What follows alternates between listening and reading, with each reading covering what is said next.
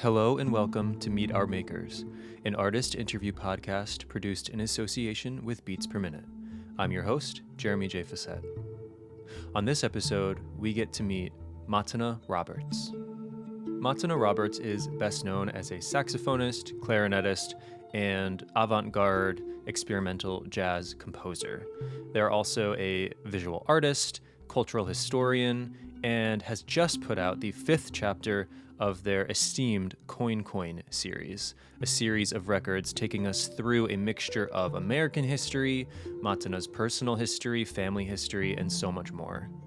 In this chat, Matana and I talk at length about this new chapter, Coin Chapter 5, in the Garden, as well as some of the past chapters and what the project means overall, to them, to us, and all the various avenues it has taken them down, and takes listeners down.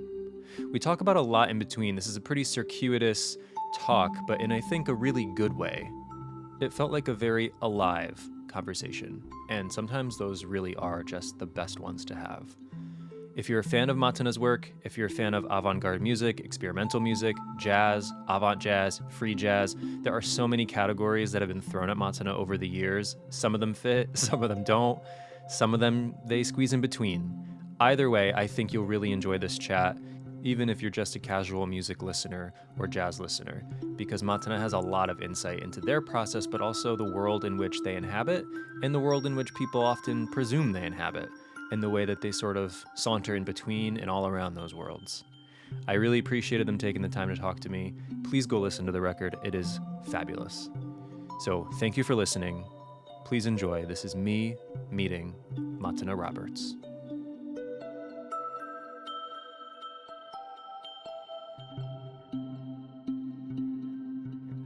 How are you, before we get into anything else, how are you feeling? I'm pretty sick. I'm still sick. Yeah. I'm trying to put on a brave face and just act like I'm not, but I'm not completely Oh, well from whatever this is, and just be careful out here, eh? yeah, right. Well, I'm sorry that you're not doing better yet. I mean, I feel like it's been a while of you feeling kind of under the weather. Well, it's, however this COVID happens, I guess it's different for different people. Hmm. When COVID started, I did have it, whatever version that was. Yeah. And that took sorry, I'm making sure I have headphones in here. Um, that ended up taking like 2.5 weeks to 3 weeks Mm. to go away. So, Mm. but the symptoms I had then were nothing like this. Like I couldn't move, I couldn't stand, I didn't have balance, I Yeah. couldn't. It was really scary experience because I also feel like I was being pressured to do things. I feel like people didn't understand how bad it actually was. Yeah. No, I think that took a while for the majority of people to fully grasp. Yeah, and so now I I do not feel 100%. Um, but I don't really have time where I can just not do shit. Like I have so much Yeah. I have to do. Yeah. Well, I mean, I appreciate you sticking to this time we blocked out and still trying to soldier through. Um, I will try not to disrupt your brain too bad or make you have to reach too deep into there too far. Oh, I'm so happy to talk to you. I'm so happy too. Yeah, we It's should. so nice to talk to you, and congratulations also on your, when are you releasing this? Is it happening this Oh, week? yeah. Well, yeah, it's Sunday now, so yeah. Thursday Okay, I'll be exciting. uploading that.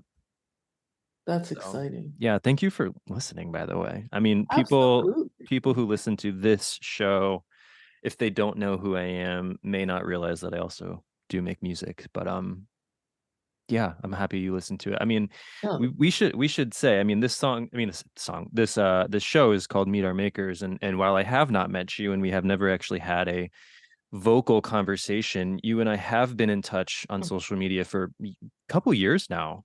couple years. And I don't know exactly how it started. It might have started because of a needle drop video or something, and then Right, we reached out to right. you and all that good stuff. So it might have even predated this show, to be honest.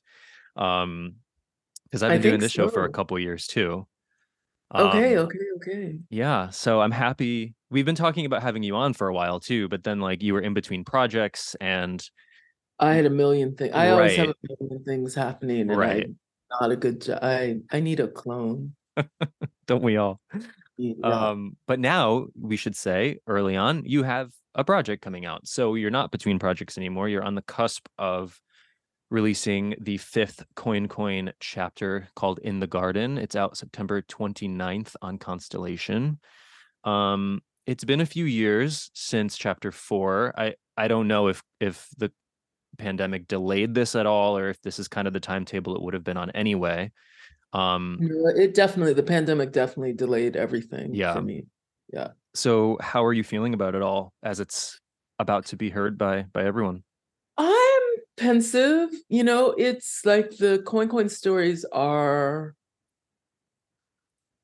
like, I'm not trying to make trauma records. You know what I'm saying? I'm Mm-hmm. trying to make records that are about the joy in human perseverance, Mm. and also about how giving a voice to the voiceless. And Mm-hmm. so those things I feel like are pretty clear in this project so far, but I don't want people to think that I'm trauma dumping on them also. It's a weird dichotomy because a lot of the stories that are in this project are stories that have given me a lot of inspiration to try harder, Mm. to work harder, to reach higher, because remembering what people had to go through in order for me to be present, I just it gives me a lot. But I also have a trauma background, so navigating these stories is I sometimes I feel like is a lot easier for me because they actually are not as shocking to me. Mm. And so whenever there's a release, I'm always a little nervous about how people are going to take it in. And this particular story is not one that I ever thought would be aligning with some sort of political madness. Right. This story has always been in the Order series as chapter 5. So I'm just sort of shocked at the timing and a little concerned that it might be taken in the wrong way by some people, but I also have to remember those people don't listen to my records. They're not checking out Constellation That's for sure. probably true.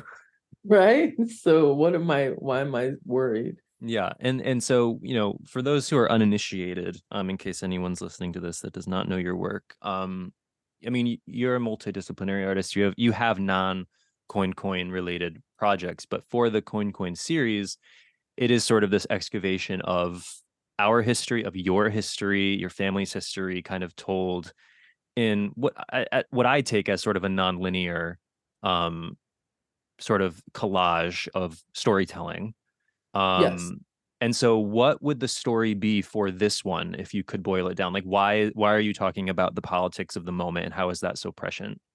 Right. So the politics of the moment in regards to this, I mean, the Coin Project is about it's a monument to the human experience. And I'm Mm-hmm. using stories that were passed down to me as a jump off point into areas of American history that I find really fascinating. And so that I find fascinating and also just like cognitively so dissonant for all the things that we talk about, the American way, the American, Mm-hmm. all the kind of messages that we have put across around the foundation of the country, yet, we all know those messages are slanted. So this particular recording is about an ancestor of mine who um, passed away from a infection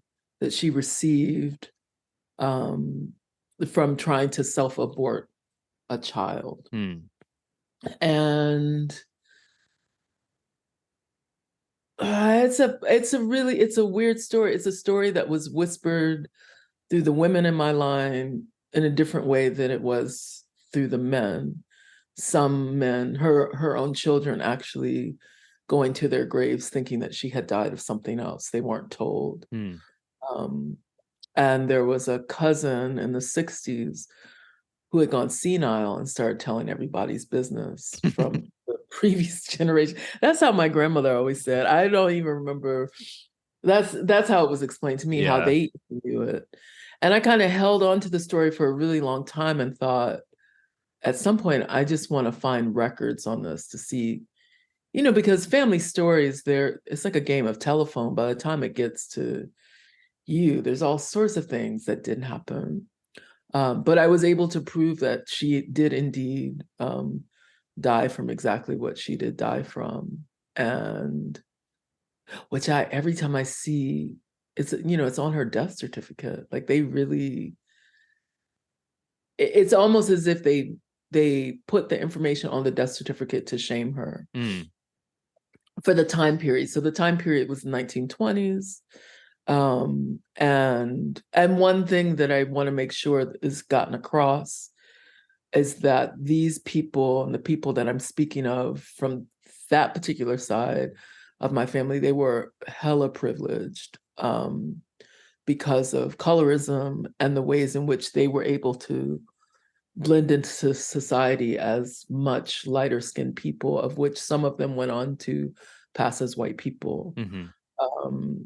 And so the way in which I tell the story is a bit from that privileged perspective a little bit. And I hope that people get that. Like if she had looked like me in skin tone, I'm not even sure she would have had the opportunities that she had at that moment. To get the illegal abortion, you mean? To even have the opportunities that she had. She was a school teacher and she was educated, and she was able to access knowledge around how to abort a fetus. And the fact that she even had the time to consider that, to me, speaks of privilege. And the way that she speaks of her story on the record, I just hope people hear that. Like it's,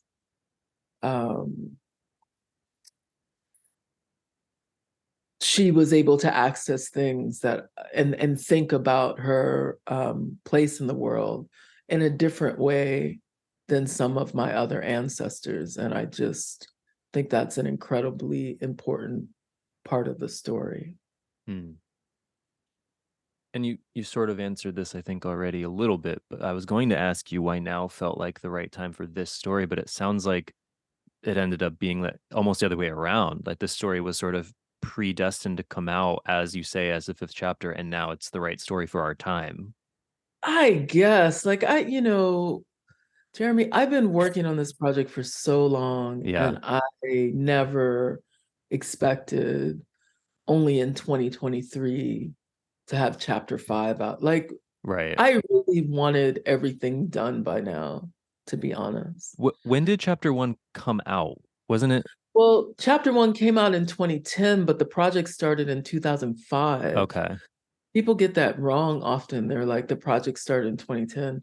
No, the project started in 2005, thanks to a fellowship I was given by the Jim Staley, the Roulette Intermedium in New York. And I had been thinking about the project and had been working on snippets of it, but didn't have the support I needed to get it off the ground. And then Jim stepped in there and I was able to spend some time really working on it. But then it took a good 5 years for me to find a record label. Record labels that I was approaching, they were just like, what is it? We don't understand it. Can we call it jazz? Why can't we call it jazz? Or do you there was a lot of confusion around it. So I just kept performing it and working on it and workshopping it. And I ended up in Montreal for a little while because of a project with an organization called cusp, Improvisation Community and Social Practice. And I was brought in as a consultant on a youth initiative that was funded by Godspeed You Black Emperor. They put a lot of money into the Huh. community. They don't talk about it. They don't talk about much. They don't talk about much, right? But they never, but even the ones that do talk every once in a while, Mm-hmm. you won't hear anything about all the community work that they do. And so I was brought in to do that, and I started workshopping Coin in Montreal. And the guys at Constellation, I'd already known them, and they would come to those shows, and they came up to me and they were like, "Where's the record? Why, why is there no record of this? Like, what's happening?" Yeah. So So it took a minute, but then it sounds like the right people found it. I am really privileged in that I feel they understand it, Mm-hmm. especially from a creative aesthetic. Like those record covers, the album, like they look exactly how I want them to look. Mm-hmm. There's like psychic connection between me and Ian Lasky and Don Wilkie around that aesthetic. And so I really appreciate them for that. And you designed the artwork for this one. Did you design it for all five so far? Oh yeah. Okay. Well, like the layouts, I don't design the layouts, but I design the artwork. Okay. So there should be a difference there. Like the artwork, the things from my archive that are used, those are all me. Mm-hmm.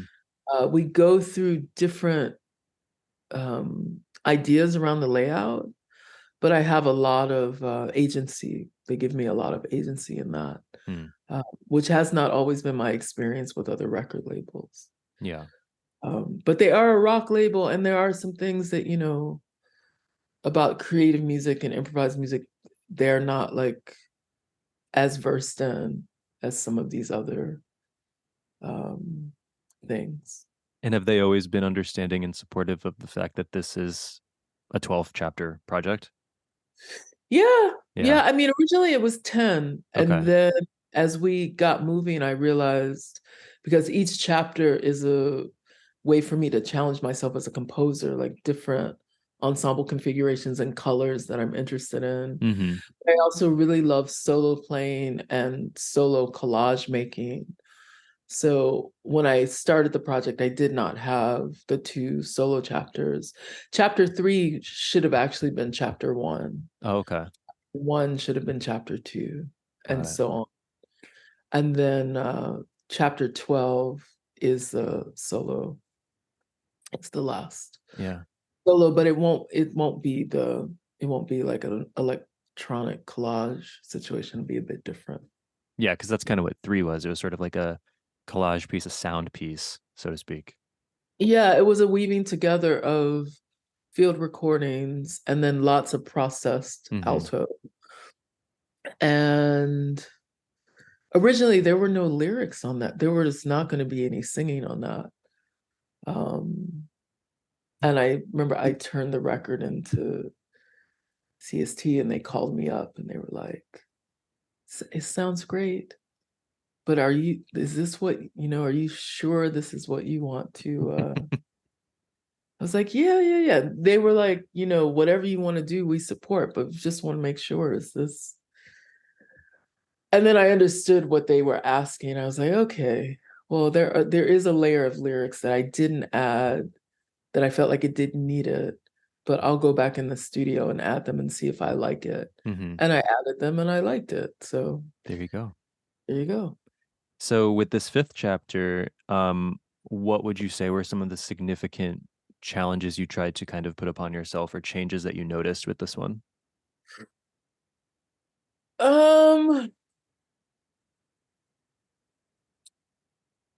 I mean, a lot of it was written. I have to publicly say, because I've agreed to say this, and I should just say it. During the last year of the kind of worst of the pandemic, I guess.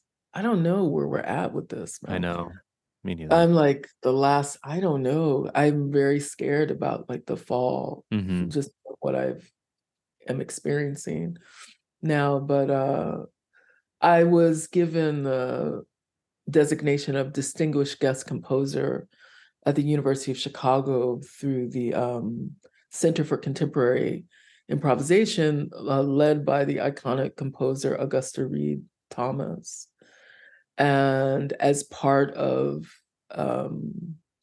that designation, they agreed to fund some part of the next record. Because one of the things that's really hard with these records is I'm trying to build a pretty large community of people and musicians that I've admired for an eternity, really, that I'm trying to get on these records. These records are not band specific in terms of the same band for each record. They're band specific for very particular people that I want to honor in this music. And so that means strategizing things as a band leader that's just very different from being in a band. And I'm not able to put musicians in a situation where they're not being compensated correctly or fairly. I find that really harrowing. And so one of the reasons the records are slower than I would like them to be is just been about finding the right funding to make sure, Constellation pays for a very nice chunk that allows the record to exist, but in terms of fees and studios, and because I'm not Canadian, there's certain grants and things they can't apply for on my behalf. So I have to find things on my own. Right. And that was part of the University of Chicago. It's a really long story, what happened there, but that's part of the reason I took this distinguished guest composer for a year so that they could help me kind of fatten up the coffers. So that was challenging. And as part of that agreement, I'm giving them my score and the graphic score work to keep in their archive for an eternity, something I've never done. So that was kind of challenging. Yeah.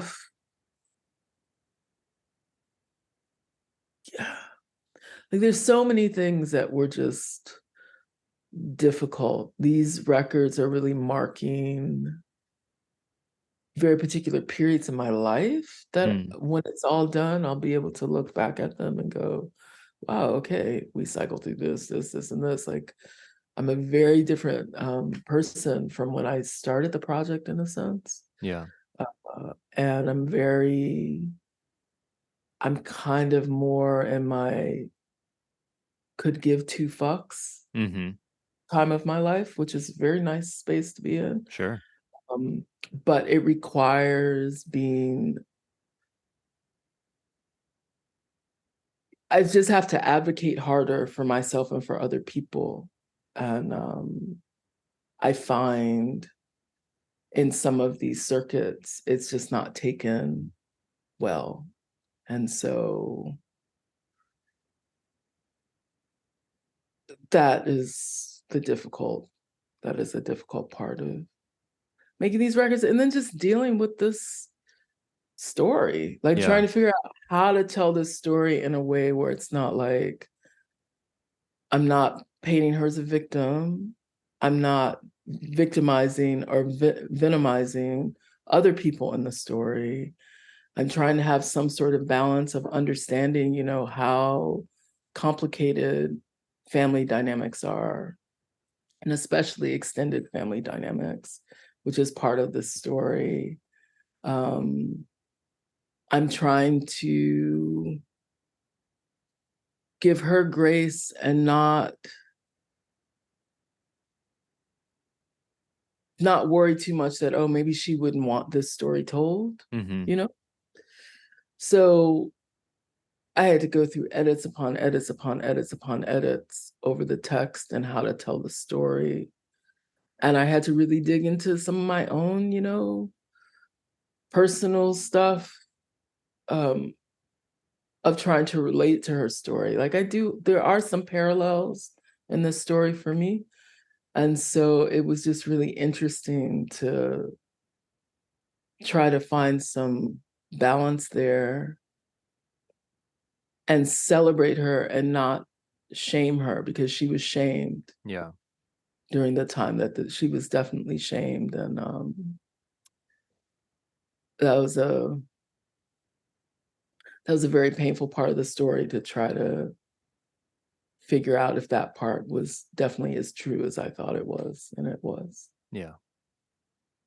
So trying to craft this more redeeming portrait of someone who maybe was not so in at the end of her life. Yeah, I mean, the way that they, at least I feel like the family did try to give her grace in the way that they shielded her children from knowing exactly what had happened to her. Right. The way that they kept her kind of like angelic, pious for the time period, Mm-hmm. They really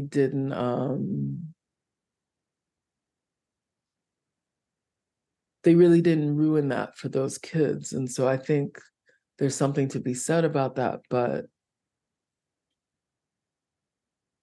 she was really trapped by her circumstances. And I feel so grateful that I have lived through a time so far where I have never felt trapped by my circumstances. I've always had a way out Mm-hmm. of various situations. And so I just wanted to be able to give her freedom, and to know how inspiring her story actually is to me, and I hope it will be to others. Right. And I mean, you can delve into this as much as you desire, but have people who are more directly in her lineage, have they heard this? Do they know that the story is being told in this way? Yeah, I mean, I'm direct. Okay. I'm as direct as it comes. Okay. So I'll just say that without Right. over identifying. It's Because it gets complicated, when you it tell the family stories. no, Anyway. it gets complicated. I mean, my family is not super impressed by what I do generally. Like, that's the kind of family that I come from. Like, Hey, me neither, really. yeah, they are like, they wanted me to be into music and the arts for being quote unquote cultured, but they never wanted me to go on and have it as a career. They saw it as, there used to be a time in America that the only thing that Black folks could do was to be in some sort of art or entertainment, right? Mm-hmm. Especially entertainment, and or music or whatever. And they wanted me to go to law school, medical school, be a civil servant, or and so the Coin Coin Project has never really. Remember, I sent a bunch of them the last record, and it was like crickets. So not from all of them, but from some of them. And I was like, right, this doesn't, it's like, oh, that's nice. Right. I know that feeling. It's that sort of thing. Yeah. This particular story, I don't know. There are only a few other people that know this story. So I know that they'll be okay. Mm-hmm. There's a whole other side connected to this side that I've been in touch with off and on over the years, who are completely passing as white people, like completely. And my arrival has been really interesting, where, well, I shouldn't even say they're completely passing as white people. They might be offended by that if they heard that, but I think not complete. They can be white. They can't. You would look at my mother and my mother's first cousin and you'd be like, what? You'd be like, yeah, Louisiana was a very special place with that. But I imagine there's going to be someone who might not be happy that I'm telling this story. And so I'm also kind of just a couple like super uber religious folk who might look at this story as this is a story that should die with the person. But we'll see. The project has always been really surprising. But I have that one uncle who was always like, you just need to write a hit. And if you just write that hit, then you can go back to doing all this weird stuff that you're doing. Or you just got to go play sax on like a Taylor Swift song or something. Or something. No, totally. Like some sort of. Yeah, I've had some crazy moments with stuff like that. Like they'll see things like that and be like, oh, okay, that's weird auditions that I've had and weird things that I've been asked to do that are kind of more mainstream. And then they'll be like, oh, okay, I see. But most of my immediate family are now deceased. So it's a weird, I'm not so sure I would have done this project if I had remembered not everybody is going to be able to travel all the way to the end with me at this point, at the point that I'm at now. So on this record, concerning that story of this relative, as with many, maybe all of the records, I think all 5 have had a set of lyrics to them, now with 3 having lyrics as well. For this record, are any of them you, or are you assuming the role of this relative?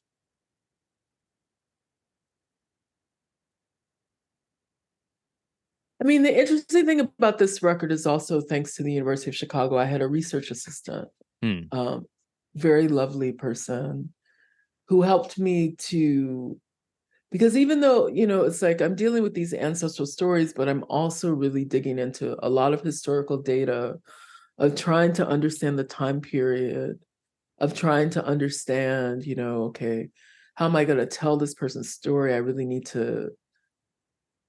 need to walk where they walked, which I did do that. I need to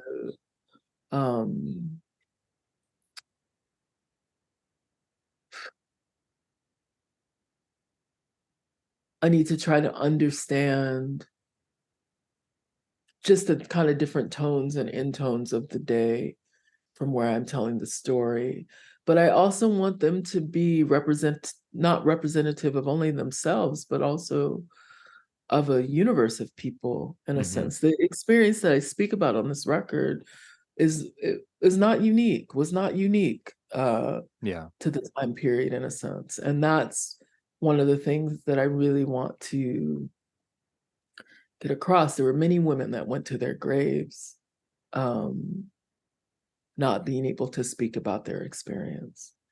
So in a sense, I'm using the ancestral stories in that way, but I also, I'm human, and I have ovaries, and I've been through a lot, and all good, I say all good things in retrospect, but like it's being alive is a learning experience, and none of us really understand what the hell is going on until the very end, I hope.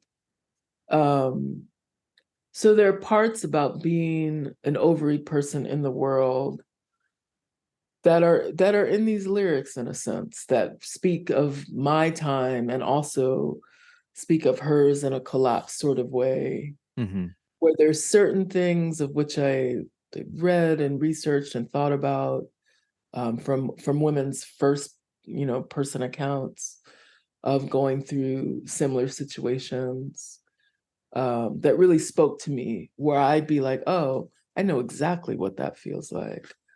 Oh, I know exactly how how these things can be misconstrued. I understand. I, for one, have always felt like a very misunderstood person, totally misunderstood. And I often don't understand. People will say weird things to me. They'll say things like, "You're really intimidating," or they'll say like, your words are too strong, or I was always taught to speak. And so from what I know of her, there was also a lot of seemed to be misunderstanding in terms of how she was received by people. Mm-hmm. So I've kind of there's a weave in there, Yeah. where there's bits and pieces of myself, but that's in every chapter, really. Right. That will be in the entire project, and there's some chapters that'll be a little bit more autobiographical than you might expect, but you Mm. just have to listen. Yeah. And so do lyrics typically come with the music for you, or does one sort of come first and then you find the other? It depends. The Coin Coin project is, it's a very collaged aesthetic. Mm-hmm. That is the medium, this kind of sonic collage. And there's a lot of, I keep returning to like these public domain songs that then I rearrange and apply my own lyrics to, Mm-hmm. which happens in this chapter too. It just hasn't been. Did they give you a download? Yeah, no, I listened to it this morning Okay. actually, yeah. Yeah, okay. Okay. Yeah. So in that case, like these records are more about sonic textures. Mm-hmm. So I'm sort of looking for those first before I'm looking for lyrics. Um, I, in my other kind of music life,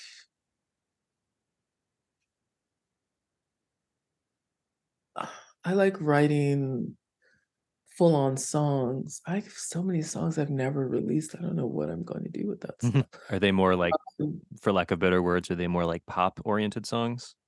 they're kind of somewhere. I don't know where they are. Like Yeah. I have a love for Americana and folk. Mm-hmm. I love the idea of when people gave singing concerts where there was no band, they Mm. just sang to the like recital style. I think about that a lot. I love group singing. That's why it's always on these records. It's one Mm-hmm. of my favorite things in the world to do. Um, but they're just a bit more introspective and a bit more linear in a sense. Mm-hmm. All of the chapters are very, I'm telling stories, but they're not super linear if you're listening. Like there's a whole other layer going on under pretty much all of them. I mean, the first chapter, yeah, just kind of set the pace. But But I mean, you're also telling stories sonically in addition to lyrically, because for example, on chapter 5, there's not singing on every song, but and yet the story continues. So that is a inevitably that's going to feel like a different method maybe than these other songs you're talking about, because you're conveying story via sound and texture and placement of certain things and timing. It's all different. yeah, I mean, my whole thing was about, and this is a funny thing about like bringing family back into it. It was like, how do you draw in people to experimental music and experimental sounds? Well, the easiest way to do that is through storytelling. Mm-hmm. Like if using storytelling as a vehicle is a very good way to usher people into sonic fabric that they may be unfamiliar with and just need something to root to. And I think that's one of the reasons I decided to do this project in that way. At the same time, I also grew up around a lot of experimental music. So it's, for my parents to give me a hard time about, you need to go, well, you shouldn't have been playing all that crazy music around me all the time. Like you guys were playing, Albert Eiler and Sun Ra and Art Ensemble and all these, I think David Murray, all these things around me all the time. And imprinted this music on my system. And so of course I might be interested in, or the very late Coltrane, like of course I might be interested in these more experimental sorts of things. Yeah. And I mean, speaking as a listener, I'm profoundly, embarrassingly ill learned in jazz, honestly. I need to explore more, but I am a fan of experimental music, and I always have been. I mean, I've long been a fan of, you mentioned Godspeed or Jackie O Motherfucker. Uh-huh. Just sort of sprawling improvisational jazz influenced, I suppose, music. But I do appreciate having the anchor of the story. I do think it helps some people like myself and maybe people who are even less inclined for experimental music to have something to kind of tether to. I hope so. Like it's like the experimental music is so vast. It's awesome how vast it is. It's one of those We're, genres too that's like not, it's like a non-genre, but we use it like a genre. I know, and it used to make me mad sometimes where people would be like, "Oh, well, everything you're doing here, it's just all jazz." And it's like, no, Mm, that's not what's happening here. But I understand that, and I also understand how I present and like saxophone. You're like, it's like okay, it has to be. It's a mix of things. I'm a hybrid of a hmm lot of different traditions. And my foundation, jazz does sit at the foundation of how I learned how to deal with music, but it's not where I've stopped, and that's always been really interesting to deal with and go back and forth on people. I want people who are listening to the things that I'm making. I want them to have their critical thinking skills like hmm really challenged, and perhaps by listening to the record they would decide, yeah, I really don't like whatever this is. That's fine too. Whatever helps you form your taste, but Right. the fact that you just even take a moment with these records means a lot to me. Yeah. I mean, I'm a fan of your work, but even so, I don't think your work is easy, and I don't think it's intended to necessarily be easy.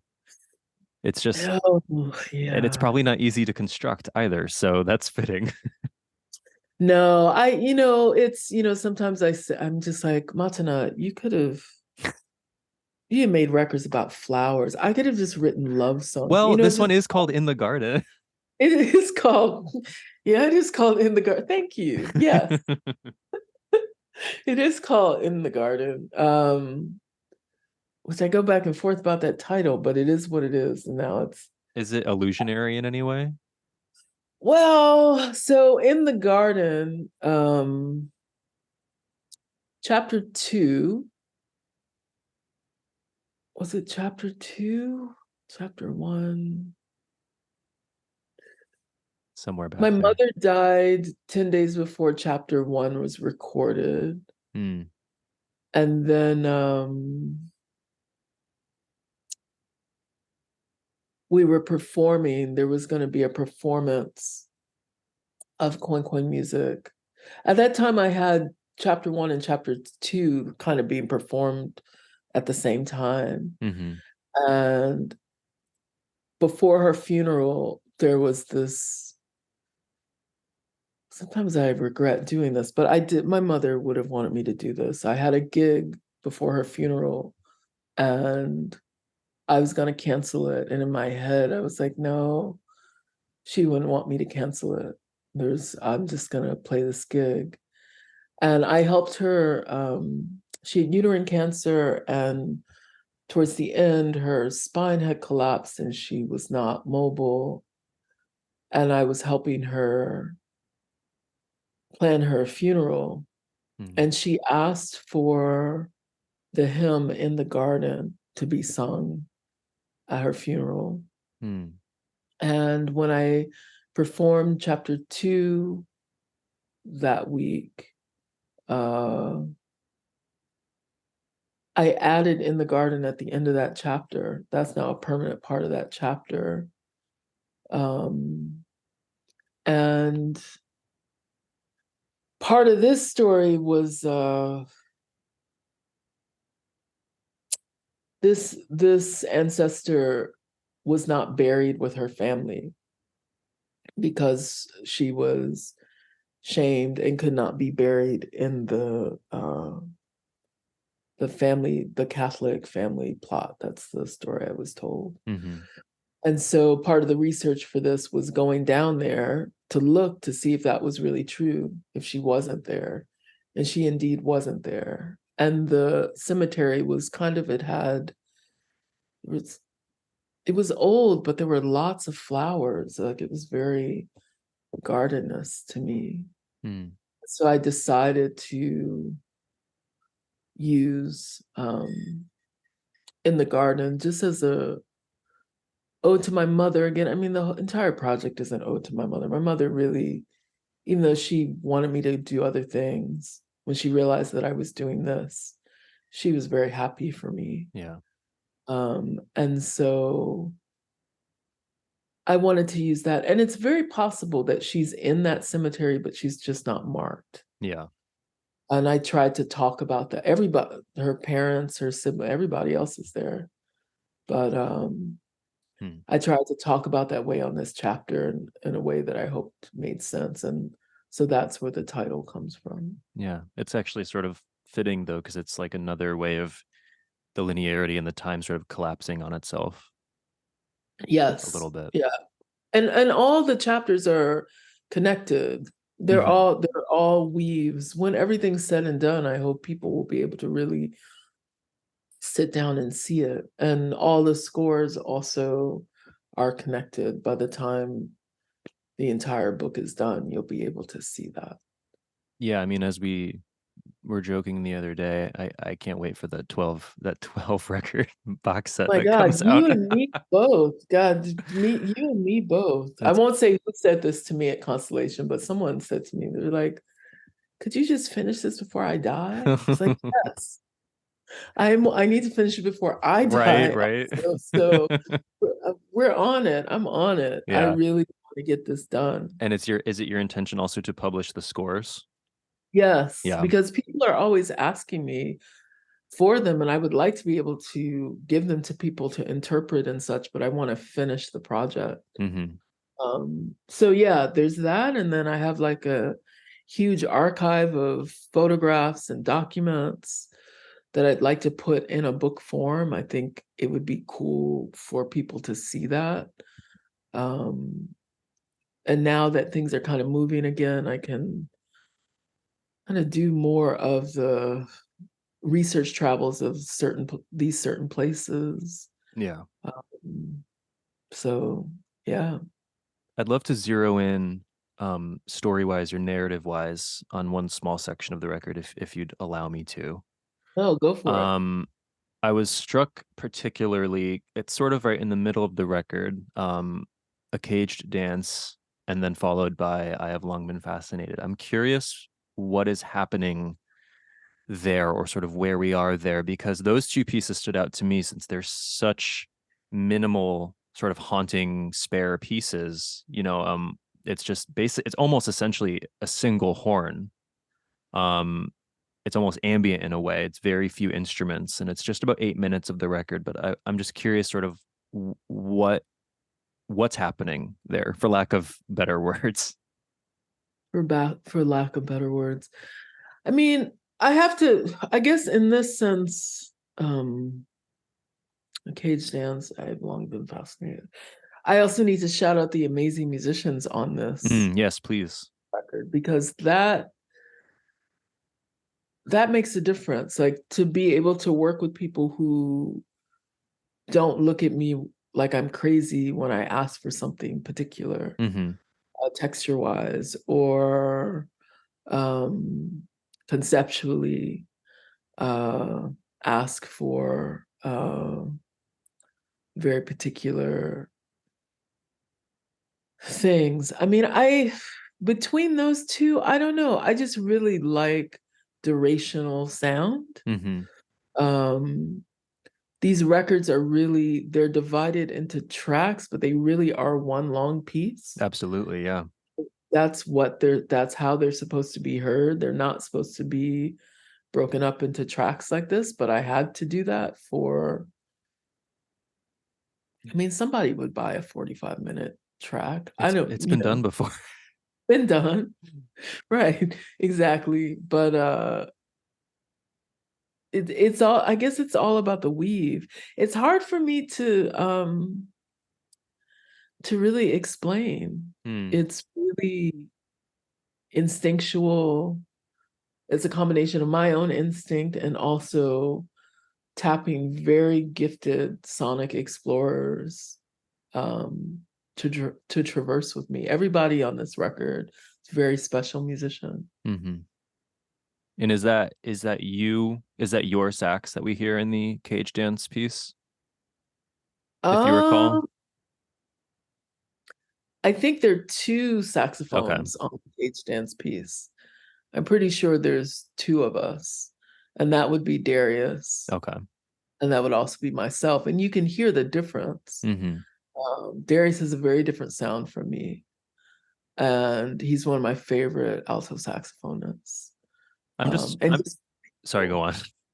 oh, go ahead. I was just gonna say, agree with you that I'm always drawn to those sort of durational pieces on, I mean, I guess essentially any record, but like those sort of ambient passages, especially when they're ambient music made from analog instruments. I always find that really interesting. Um, because you can make a synth ambient piece that lasts 25 minutes and it's all in the, a couple of keys that you've maybe played with and affected. But when it's a instrument being struck or being blown or being played durationally, I always find that fascinating and moving. It's one of the reasons why I'm a huge Stars of the Lid fan. Totally. Um, Unfortunately, we just lost Brian McBride. No, everybody's leaving I know, which early. is so sad. So depressing. But yeah, that's why I'm drawn to pieces like A Cage Dance. And you've had various other passages like that across these chapters where it's almost like I don't want to say a pause because it's not really a pause. There's still things happening, but the chaos settles down and there's sort of a sparse moment, and that durational stuff is really interesting to me. So that's why I wanted to ask about that. Yeah, I think about those things. Like I think about like migration and I think about land masses. And if you look at just looking at like a span of the world and seeing islands, Mm, water, land, water, land, just all these yeah, things. I think about those textures a lot. So maybe that has something to do with it. I don't know, but I like it. I just yeah. like it. One last thing about this record I wanted to touch on is something that I've noticed in your work before, but the one thing I really enjoy about your work is the use of motif. And I especially am focusing lyrically since my ear is probably less attuned to picking up musical motifs than some others would be. But lyrically, you do have on this record that motif, the "My name is your name" passage, which gets Oh yeah. repeated a few times. Yeah. Um, and I'm curious if the motif, the concept of that, of using a phrase over and over again throughout a record, is that something that you sort of consciously consider with these chapters, or does that just kind of come about naturally? It's an anchor for me Mm, in terms of trying to access and channel the character, the person. hmm. It helps me anchor down and try to speak their testimony or this combined testimony that is part theirs, part mine. It's kind of like an incantation. it gives me permission to move. Hmm. And it's a reminder of why it's so important to tell the story. Um, I seem to gravitate, I don't mean to gravitate towards that every time, but I seem to have almost gravitated to through that. Yeah, every time so far. God, I didn't realize that. It Uh could be because I'm an English teacher, so no, I no. see motifs. No, but it's an interesting. So for the longest time, so the woman on the cover and my mother, they look a lot alike. That was always the thing. We look at this photo and my mother's eyes and her eyes are exactly the same. Um, Skin tone, my mother was very pale. Not, I don't think as pale as her, but pale. And eyebrows, everything was the same. And for the longest time, I thought I had but I actually don't. Actually, for making this cover, it was quite obvious. Like, oh, I have my daddy's eyes. That's interesting. But we had always talked about this. Like, there's like a sizing of the eyes, and um, so being able to look at her face and see my mother very clearly, and then to see, I favor my mother somewhat, and to see myself made that particular incantation pop up. Um, and I should say, like, a lot of these, and particularly this chapter, popped up from very specific altar and spirit practices that I'm really interested in. Hmm. I had to build an altar in order to access this story and to just kind of sit in meditation in this altar to try to hear what I was hoping is what she maybe would have wanted, Hmm. but also giving me permission to access it in the way that I would want. And so that incantation came in meditation. Uh, the same for chapter one. Chapter two was different in that chapter two, I tugged on a phrase that my grandmother was saying. Hmm. There's some things I just can't tell you about, honey. Yeah. I just hung on that because that really was, because she said it with joy, like she said it with love and joy. But the gravity of it just really sat with me. Yeah, of course. I actually don't want to know those things. Right. I actually don't want to know those things. I could go through the history books and figure out what some of those things Yeah. might have been. And she specifically focused on the beauty of Mississippi, which it is very beautiful down there. Hmm. Uh, but the history is just a horror show. Yeah. It's So complicated. it's so Yeah. complicated. American history it's as complex as we are human. Yeah, You exactly. know? One note I skipped that I do want to mention that I think is important. I want to shout out Kip Malone, um, of Yes. TV on the radio fame, Yes. who, P.S., we miss them. We do miss them. I just, I want them to know we miss Yeah, them. I'm gonna tell him that you said that because yes, I Uh, miss it too. yeah. It's And Kip made, I also want to, since we're talking about Kip, I want to shout out his solo record, um, Rain Machine from yes, years back, which is so good and was so love it. criminally overlooked. Totally. And I'm happy to own a copy of on vinyl. I love that record. Uh, But anyway, he produced this album, which I think is great, Did. and contributed synth work. And in the credits of the record, you even say something along the lines of that we couldn't have made this record without Kip. Um, what did he bring, sort of technically or spiritually or whatever you want to say, to this project, to the Coin Coin project? Kip is my heart. Like Mm. Kip was the very first person I met when I moved to New York. He Oh, wow. served me a coffee. He was working at a cafe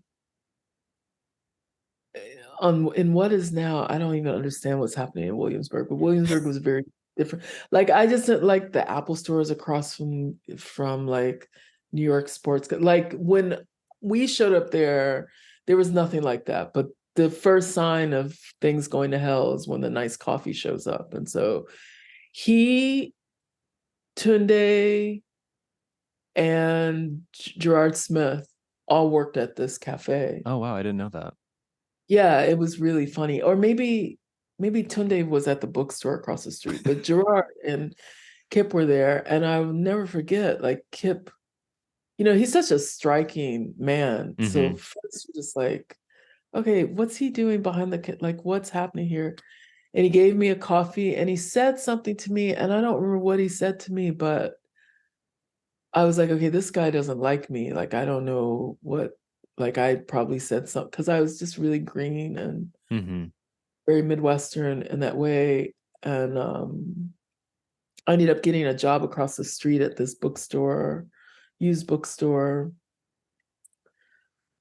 Um, and he came in one day just to apologize to me for whatever was happening that day. I don't remember. I think it was more my projection. It had nothing to do with him.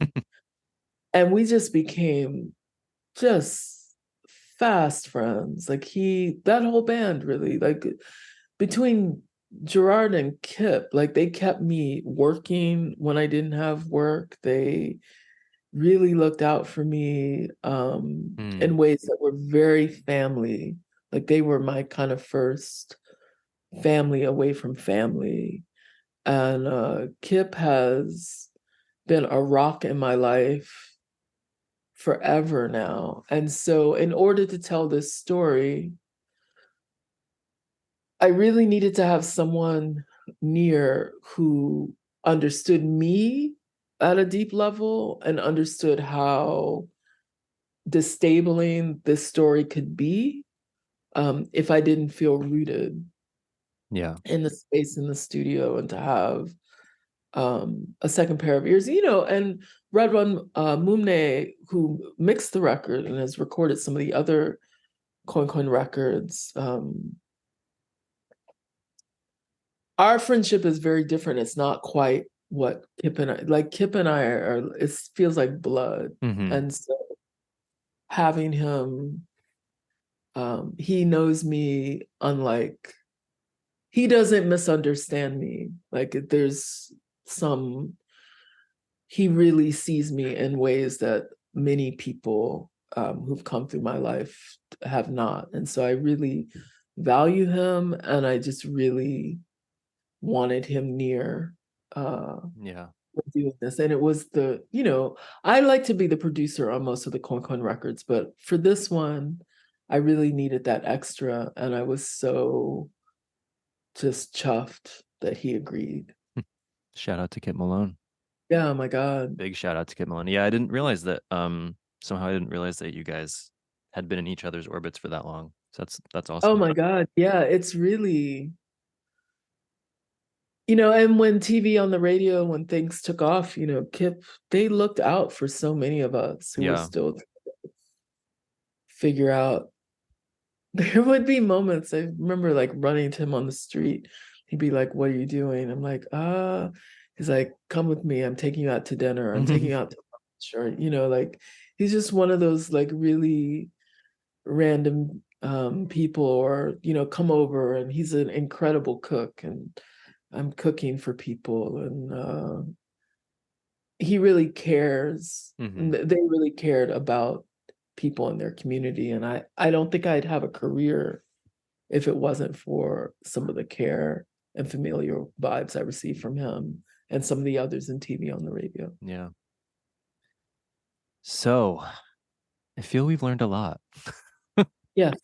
Your records, I've been following the Coin Coin series since chapter one, I believe. And they're dense, multifaceted sometimes very, very, very complex artifacts. So I'm very appreciative that you have taken time to hang out for an hour or so and try in your best ability to illuminate some stuff for me and for other listeners. The album Quin Quin Chapter 5 in the Garden comes out September 29th on Constellation. Yep.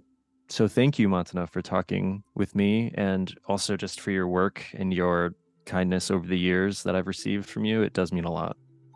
Oh, that means a lot. Thank you so much for just, you and other people. Like, I'm amazed at what I've been able to do with these records so far, and the ways in which you guys continue to cheer me on. It means a lot. It keeps me going, and we'll get to 12. Yeah, we can't wait.